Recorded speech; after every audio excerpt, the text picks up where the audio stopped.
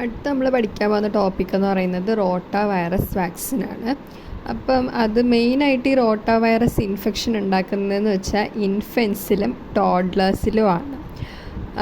പിന്നെ നമ്മൾ അറിയേണ്ട കാര്യം എന്ന് വെച്ചാൽ നാച്ചുറൽ ഇൻഫെക്ഷൻ, ഒരു പ്രാവശ്യം റോട്ട വൈറസ് ഇൻഫെക്ഷൻ വന്നു കഴിഞ്ഞാലും വീണ്ടും റീഇൻഫെക്ഷൻ വരാതിരിക്കുകയോ അല്ലെങ്കിൽ ഇൻഫെക്ഷൻ വന്നു കഴിഞ്ഞാലും അത് സിവിയർ ഡിസീസ് ആവാണ്ടിരിക്കുകയോ അങ്ങനെയൊന്നുമില്ല. ഒരു പ്രാവശ്യം റോട്ട വൈറസ് ഇൻഫെക്ഷൻ വന്നാലും വീണ്ടും ഇൻഫെക്ഷൻ വരാം. അത് ചിലപ്പോൾ സിവിയർ ഡിസീസിലേക്ക് പോവാം. പിന്നെ ഫസ്റ്റ് ഇറക്കിയ റോട്ട വൈറസ് വാക്സിൻ എന്ന് പറയുന്നത് റോട്ട ഷീൽഡായിരുന്നു. അതൊരു ലൈവ് അറ്റനുവേറ്റഡ് വാക്സിനായിരുന്നു, ഓറൽ വാക്സിനായിരുന്നു, ടെട്രാവാലൻ്റ് ആയിരുന്നു. ആ സംഭവമാണ് ഈ ഇൻറ്റുസെപ്ഷൻ എന്ന് പറയുന്ന ഇതിൻ്റെ ഒരു കോംപ്ലിക്കേഷൻ ഉണ്ടാക്കിയത്. അതോടെ ആ വാക്സിൻ നമ്മൾ വിഡ്രോ ചെയ്തു. അത് കഴിഞ്ഞ് വേൾഡ് വൈഡ് നമ്മൾ യൂസ് ചെയ്യുന്ന 2 വാക്സിനാണ് റോട്ടാറിക്സും റോട്ടാടെക്കും. ഇതിനകത്ത് റോട്ടാറിക്സ് എന്ന് പറയുന്നത് മോണോവാലൻറ്റും റോട്ടാടെക് എന്ന് പറയുന്നത് പെൻറ്റാവാലൻറ്റുമാണ്. മോണോവാലൻ്റ് എന്ന് പറയുന്നത് G1P8 സ്ട്രെയിനും പെൻറ്റാവാലൻ്റ് എന്ന് പറയുന്നത് G1 to 4 P8 സ്ട്രെയിനും. അപ്പം ഈ 2 സ്ട്രെയിനുമാണ് ഇതിനകത്തുള്ളത്. പിന്നെ റോട്ടാറിക്സിൻ്റെ ഡോസ് എന്ന് പറയുന്നത് ലയോഫിലൈസ്ഡ് ഫോമിലാണെങ്കിൽ 1 ml, ലിക്വിഡ് ഫോമിലാണെങ്കിൽ 1.5 ml ആണ്.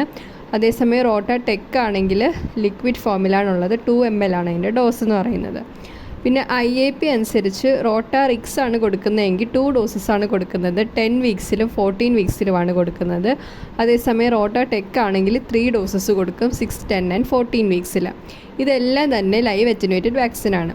പിന്നെ നമ്മൾ ഈ സാധാരണ നമ്മുടെ നാഷണൽ ഇമ്മ്യൂണൈസേഷൻ സ്കെഡ്യൂൾ വെച്ച് കൊടുക്കുന്നതെന്ന് വെച്ചാൽ റോട്ട വാക്കാണ്. ഇത് ഇന്ത്യയിൽ ഉണ്ടാക്കിയേക്കുന്ന ഒരു വാക്സിനാണ്. ഇത് 116E എന്ന് പറയുന്ന സ്ട്രെയിനിൽ നിന്നാണ് ഉണ്ടാക്കിയേക്കുന്നത്. G9P11 ആ സ്ട്രെയിനിൽ നിന്നാണ് ഉണ്ടാക്കിയേക്കുന്നത്. പിന്നെ അതൊരു മോണോവാലൻ്റ് ആയിട്ടുള്ള വാക്സിനാണ്. ഇതും ലൈവ് അറ്റനുവേറ്റഡ് തന്നെയാണ്. 6, 10 and 14 വീക്സിലാണ് ഇത് കൊടുക്കുന്നത്. പിന്നെ നമ്മളിതിൻ്റെ അഡ്വേഴ്സ് ഇഫക്റ്റ് എന്ന് പറയുന്നത് ഫീവർ ഉണ്ട്, ഡയറിയ ഉണ്ട്, വോമിറ്റിംഗ് ഉണ്ട്, ഇൻറ്റുസിസെപ്ഷൻ ഉണ്ട്. അപ്പം ഇൻറ്റുസിസെപ്ഷൻ ഇപ്പോൾ ഒരു റെയർ കോസാണ്. മെയിനായിട്ട് ഫീവർ, ഡയറിയ, വോമിറ്റിംഗ് ഒക്കെ ആയിരിക്കും റോട്ട വൈറസ് വാക്സിൻ എടുത്തു കഴിഞ്ഞുള്ള പിള്ളേർക്ക് വരുന്നത്. പിന്നെ ഇതിൻ്റെ കോൺട്രാ ഇൻഡിക്കേഷൻ എന്ന് പറയുന്നത് നേരത്തെ ഒരു ഹിസ്റ്ററി ഓഫ് ഇൻറ്റുസിസെപ്ഷൻ അല്ലെങ്കിൽ സിവിയർ ഇമ്മ്യൂണോ ഡെഫിഷ്യൻസി ഉള്ള പിള്ളേരാണെങ്കിൽ നമ്മൾ റോട്ട വൈറസ് വാക്സിൻ കൊടുക്കത്തില്ല. പിന്നെ ഇതിന് പ്രിക്കോഷൻ എന്ന് വെച്ചാൽ ഡയറിയ അല്ലെങ്കിൽ മോഡറേറ്റ് ഇൽനെസ്, പനിയോ എന്തെങ്കിലും ഉള്ള പിള്ളേരാണ്, അല്ലെങ്കിൽ ഓൺഗോയിങ് ഡയറിയ ഉള്ള പിള്ളേരാണെങ്കിൽ നമ്മൾ ഈ വാക്സിൻ കൊടുക്കത്തില്ല. പിന്നെ സ്റ്റോർ ചെയ്യുന്നതെന്ന് വെച്ചാൽ 2 to 8 degree സെൽഷ്യസിലാണ്. Protect from heat and use within 4 hours after reconstitution or opening.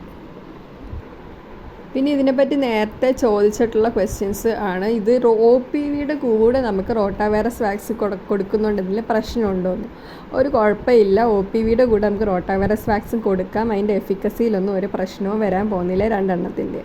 പിന്നെ നമ്മൾ UPSC 2024 ചോദിച്ച ക്വസ്റ്റ്യനാണ്, ഗ്യാസ്ട്രോ എൻട്രൈറ്റിസിൻ്റെ സമയത്ത് എന്തുകൊണ്ടാണ് നമ്മൾ ഈ റോട്ട വൈറസ് വാക്സിൻ കൊടുക്കാത്തതെന്ന് വെച്ചാൽ അത് വേറൊന്നും കൊണ്ടല്ല, ഇത് വാക്സിൻ ഇൻടേക്ക് കുറയ്ക്കും. അതുകൊണ്ടാണ് നമ്മൾ ഗ്യാസ്ട്രോ എൻട്രൈറ്റിസ് ഉള്ളപ്പോൾ ഇത് കൊടുക്കാത്തത്.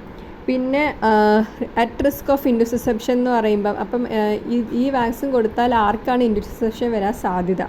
ഒന്നെങ്കിൽ ക്രോണിക് GI ഡിസീസ് ഉള്ള അല്ലെങ്കിൽ എന്തെങ്കിലും ഗട്ട് മാൽഫോർമേഷൻസ് ഉള്ള പിള്ളേരാണെങ്കിൽ ഈ റോട്ട വൈറസ് വാക്സിൻ കൊടുത്തു കഴിഞ്ഞാൽ ചിലപ്പോൾ ഇൻറ്റുസിസെപ്ഷൻ വരാനുള്ള സാധ്യതയുണ്ട്.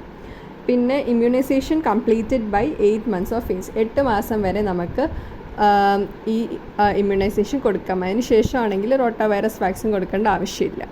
അപ്പോൾ ഇത്രയൊക്കെയാണ് റോട്ട വൈറസ് വാക്സിനെ പറ്റി നമ്മൾ മിനിമം അറിഞ്ഞിരിക്കേണ്ട കാര്യങ്ങൾ.